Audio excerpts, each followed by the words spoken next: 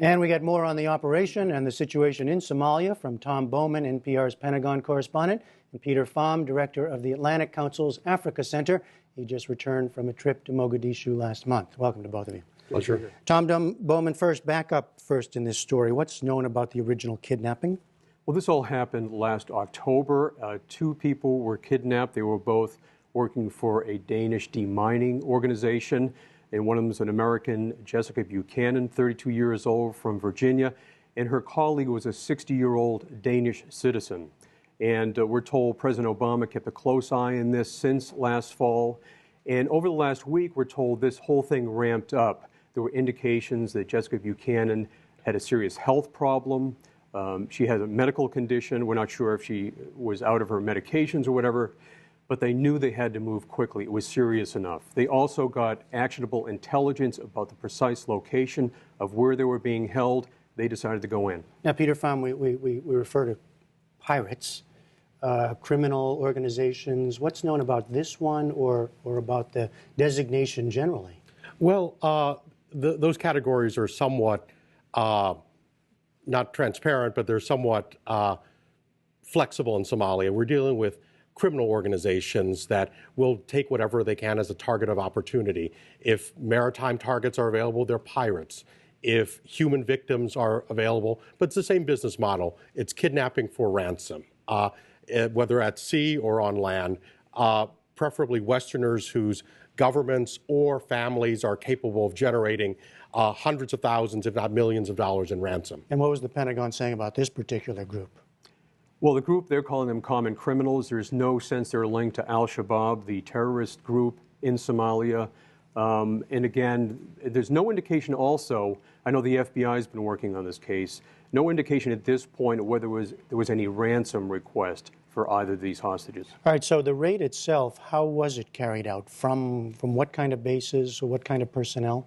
We're told 24 SEALs from SEAL Team 6, one of the most elite commando units, left Djibouti on a C-130 aircraft, parachuted in to this encampment in northern Somalia, and there was shots were fired. They killed 9 of these criminals, alleged criminals, whatever you want to call them, and they grabbed the hostages. No casualties among the SEALs, and the hostages were in pretty good shape, and they left by helicopter, went back to Djibouti. And they grabbed some of the kidnappers.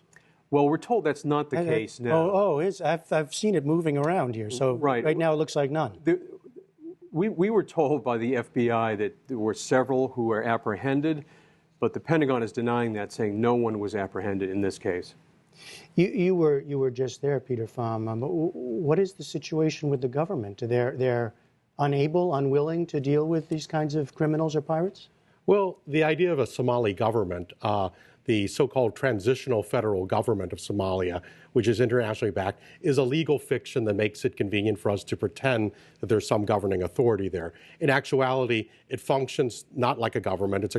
It's notoriously corrupt, and it doesn't do anything. It barely has a foothold in Mogadishu, and there, only by the grace of a 12,000-strong African Union mission whose sole purpose is to protect the government from its own people. This is why these criminals, whether they be criminals on land or pirates, carry out their enterprises, because there is no effective governance in these parts. And after a series of piracy on the sea, there was more of a concerted effort by the international community. Is that having an impact? That's certainly having an impact. Piracy continues on the seas, but certainly the pirates are having their style cramped by the patrols along the coast, so they turn to other targets of opportunity. And unfortunately, people like Jessica, who were working to help the Somali people in demining, present themselves as targets of opportunity. So in a case like this, you referred to the team. This is the elite team, and as the president said, the same team that got Osama bin Laden. Well, the same organization. Same organization, but that's what I want to ask you. Right. Different personnel. Right.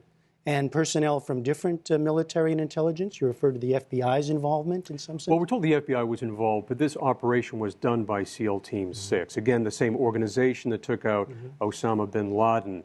And a lot of times in cases like this, what they'll do is, if they have enough time, they'll build a mock-up of the operation, the buildings, the encampment they're going into, so they know exactly where the doors and the windows are, where the tents are. So when they go in, they already know exactly where they're going to be going. We don't know if it happened in this case, but oftentimes that's how they do it. A lot of training, a lot of preparation goes into this kind of operation. You said in this case, one of the determining factors was her health. So was it all, how much do we know about the preparation and the reason for the final go-ahead from the president? We don't know a lot about the preparation at this point. People I talk with at the Pentagon and elsewhere say we don't even have any pictures yet of what this place looked like. They're calling it an encampment, so that would lead you to believe that maybe some tents there, but probably not any buildings. But so we don't know how much preparation time they did have before they went in. What we're told is that in the past week or so, the situation became dire because of her medical condition. They knew they had to go in and get her. And do we know if they had any help on the ground or what the situation is on the ground where our guys coming in have any assets on the ground? We're not sure about that, but in cases like this in the past, with the Abbottabad raid against Osama bin Laden, they would have spotters on the ground watching the compound. We're not sure if that happened in this case.